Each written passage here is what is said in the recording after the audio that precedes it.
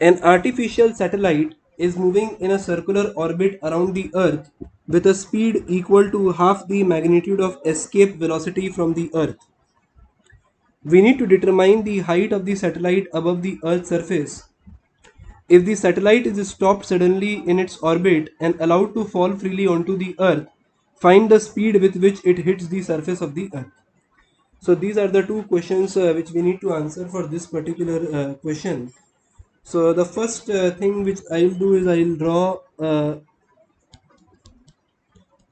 Earth and satellite system. So this is the basic Earth and satellite system we are referring to.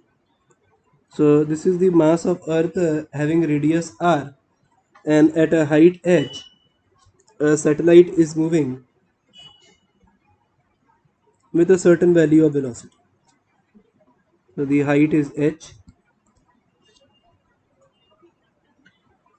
So since the satellite is revolving in the circular orbit, I can say that the centripetal force is provided by the gravitational pull, and I can write the first equation as the mv square upon r plus h is equal to gmm upon r plus h whole square.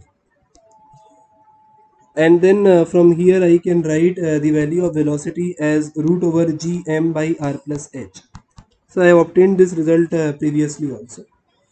Now the question is saying the velocity is half the value of escape velocity.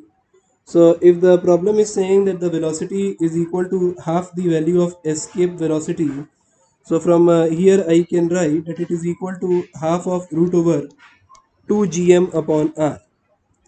So if I equate the two velocities, so we obtain something like this. Let us square and equate. So if I square and equate the two value, so I will get 1 by 4 times of 2 gm upon r is equal to gm upon r plus h. So from here,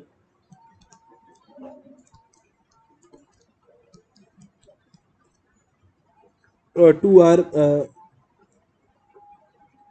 is equal to r plus h, and then we get h is equal to r. So h is equal to r, which we can call it as 6400 kilometer, which is the radius of Earth. So it is equal to 6400 kilometer. So we have determined the height of the satellite above the Earth's surface. Now the next question is asking if the satellite is stopped suddenly in its orbit and allowed to fall freely onto the Earth, find the speed with which it hits the surface of Earth. So now for this one, we are applying energy conservation. So we are saying that initial energy is equal to final energy. So I say that the difference in potential energy is equal to the kinetic energy.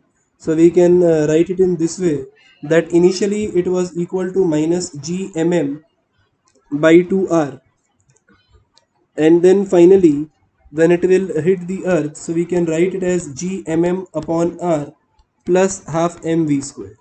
So this is the simple energy conservation which we can apply, and then I can subtract the two to obtain the value of velocity.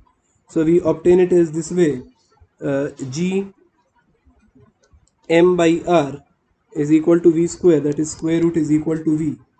So we can write it in terms of acceleration due to gravity as root over gr, and if you remember the result, you can directly write it as 7.92 kilometer per second.